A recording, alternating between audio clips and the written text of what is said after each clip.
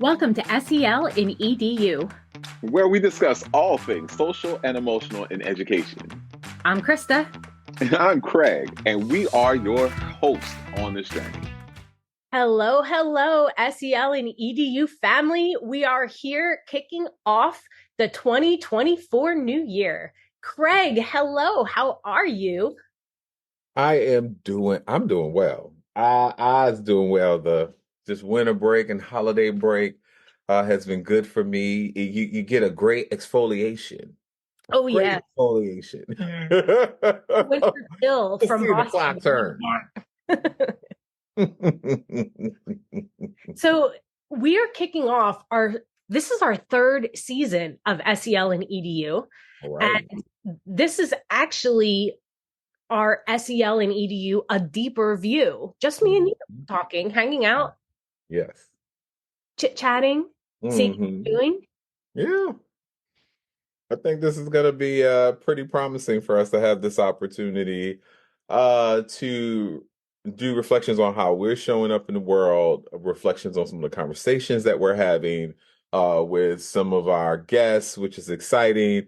And to really experience a level of vulnerability that sometimes isn't part of it may not show up in the ways we may hope or think that it may show up in some of our conversations. So I'm glad that we're, taking a step back and sharing a little bit with folks.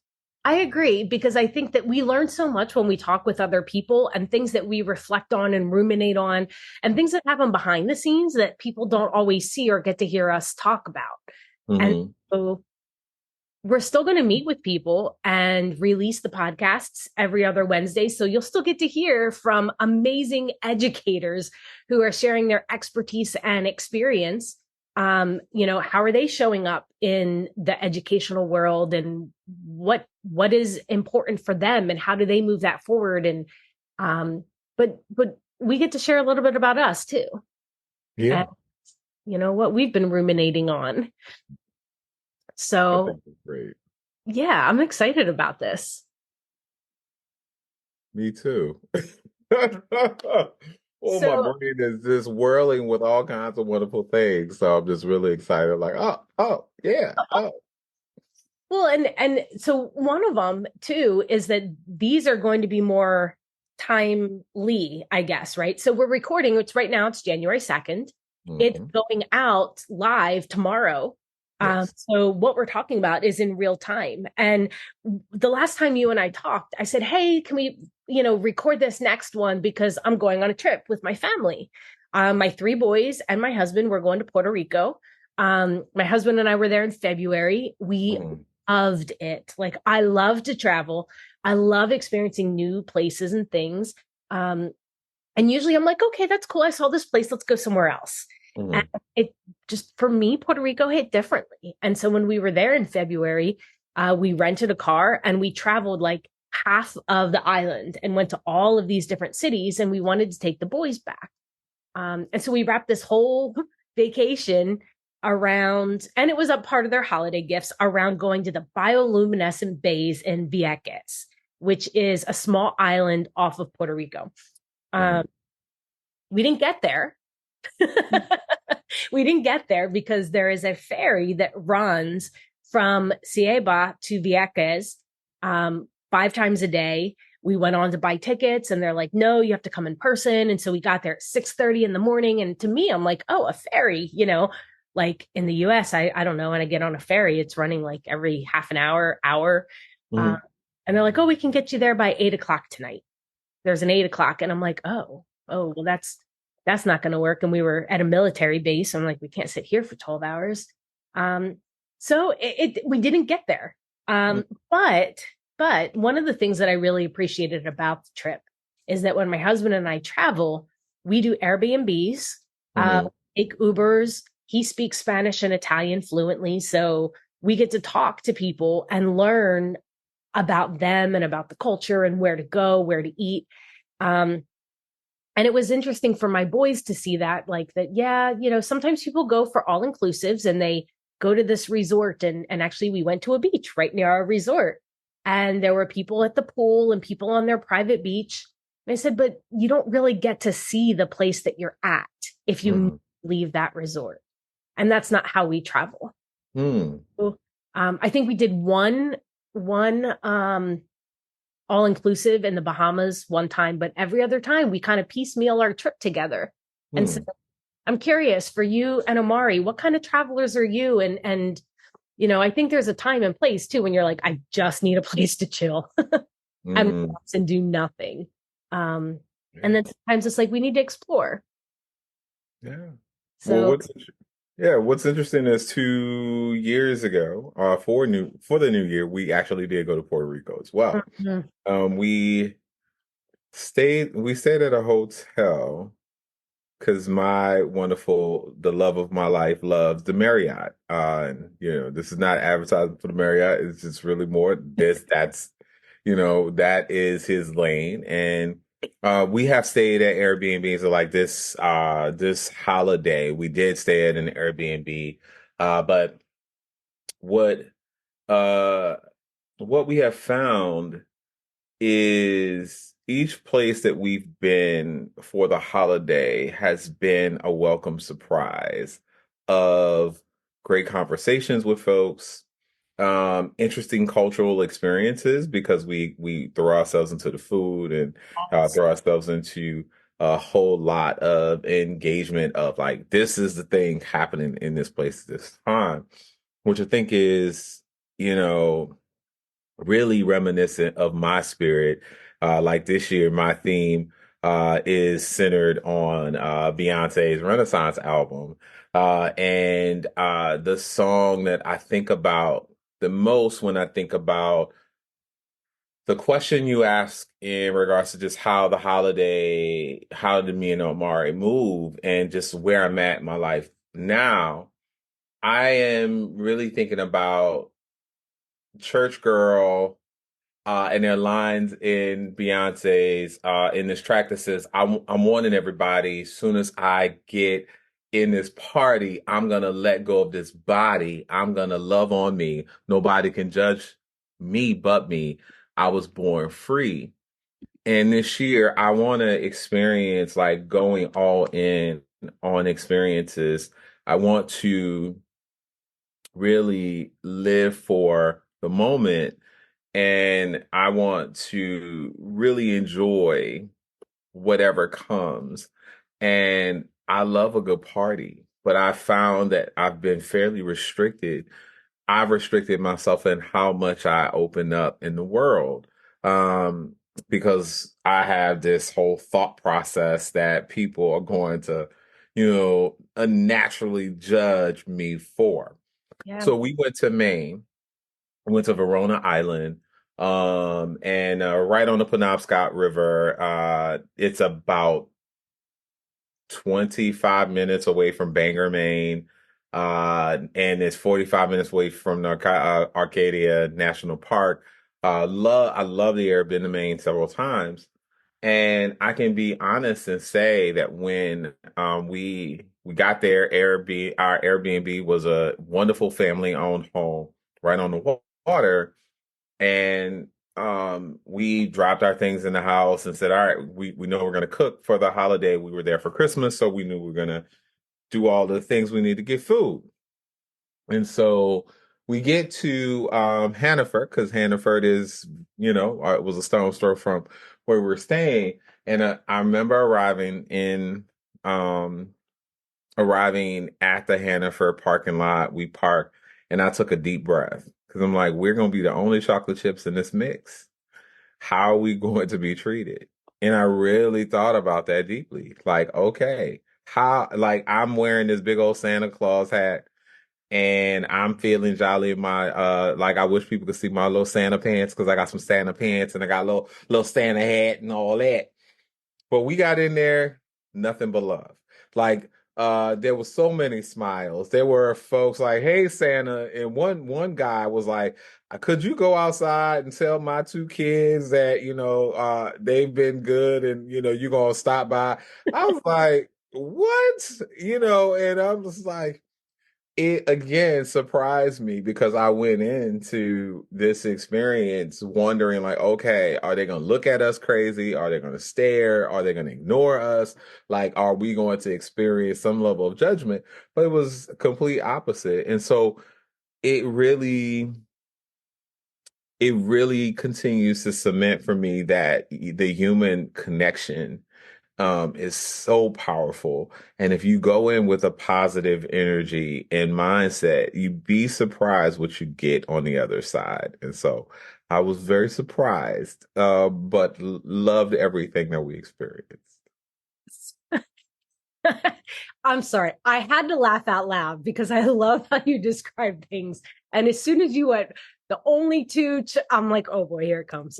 Yes, we were on the chocolate chips in that mix. But you bring up something that's really important that I think when I am often doing professional learning, whether it's around SEL or I do tiptoe into diversity, equity, inclusion, access. And, I ask people, when was the last time you were in a situation or you entered into a situation where you were not in the majority group for whatever aspect of your identity? Mm-hmm. And as adults, so many of us choose to not do that.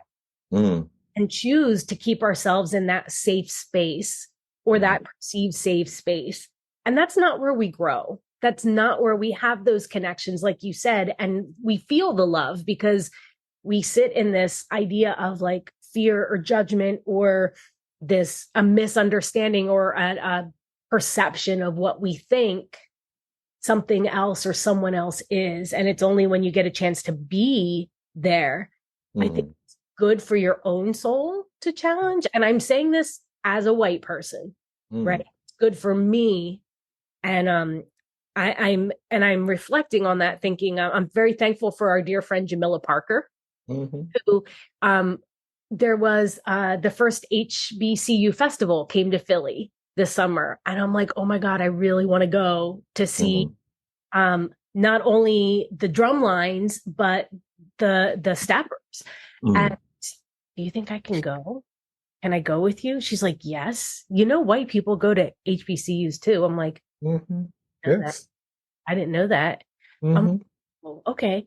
And so I'll be honest, when I went, the only white people who were there were the people who were working the festival, like working for the organization. And there was like one or two people who had like a side conversation with Jamila, like, you're with her.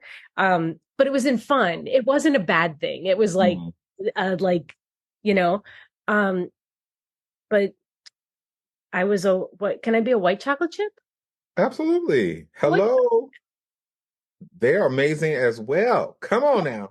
Yeah. And it was, oh my gosh, the music and the artistry. And it was just such a fantastic afternoon because I have no rhythm. I have no game.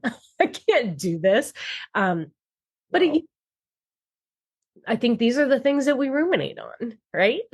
Absolutely. Things that we think about. And I think that when you get those opportunities to take that step in, usually there's more that brings us together than divides us.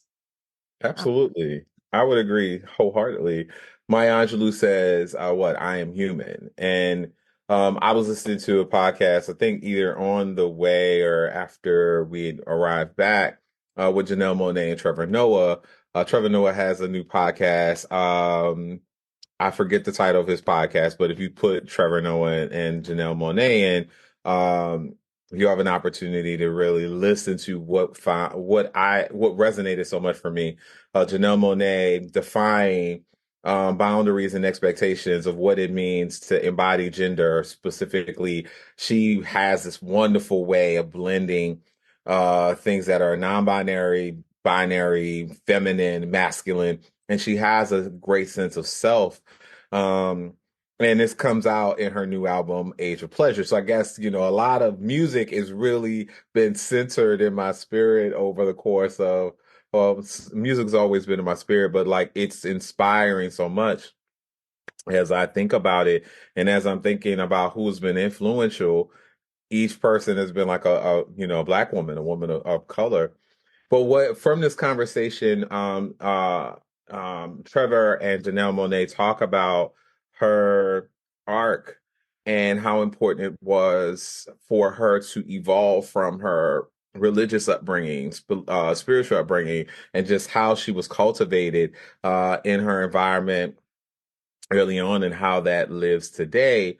And what I took away from that conversation, if nothing else, being a member, one, being a black man in this America, as well as being a queer man in this America, I'm owning that I am human, but I am the other. I am the them.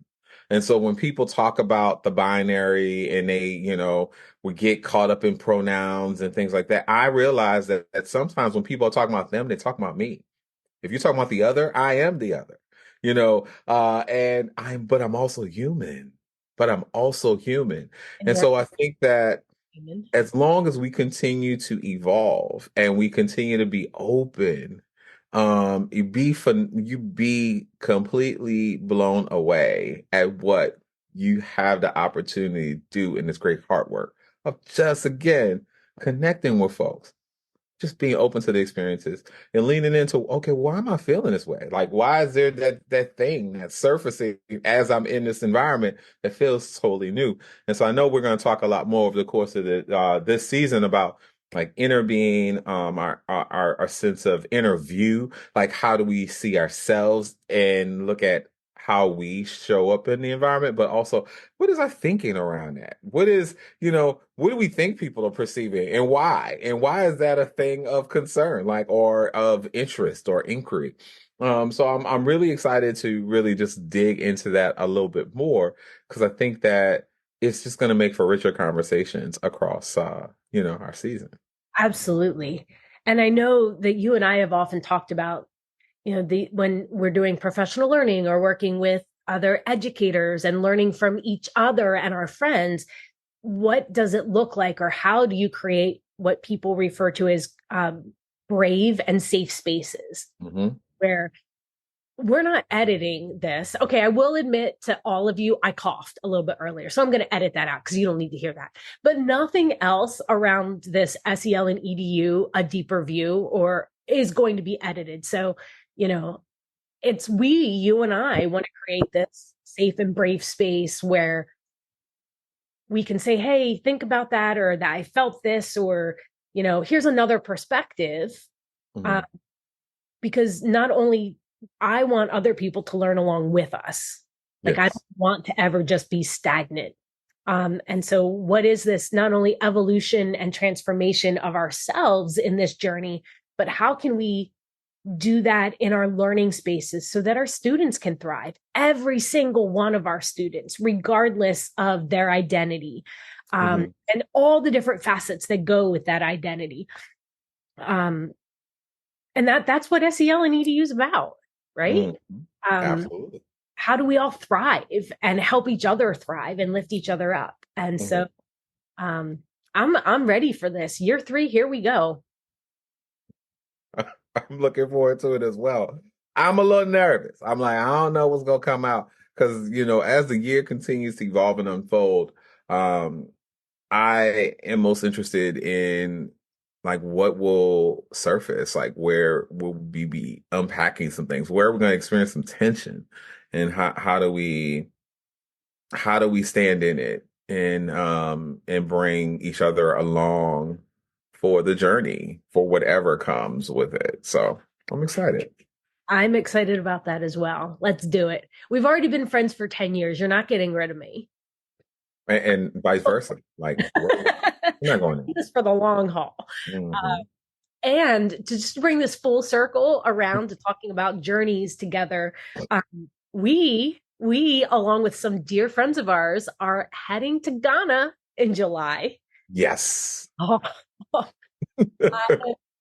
I am beyond excited for this. And I was just about to send everybody an email and be like, hey, are you all interested in, checking in with each other about planning? And I mean, you don't just fly to Africa for the 3 days of the conference. Like, I need to learn. I need to like immerse a little bit in the culture and learn while I'm there. And so we'll get a chance to share about that joint experience as well coming up.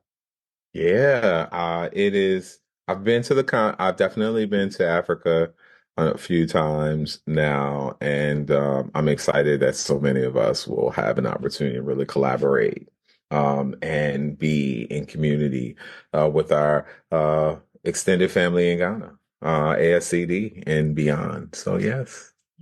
Yep. Well, looking forward to this journey with you, my friend. Thank you. It's like Yeah. roller coaster rides. We've got this.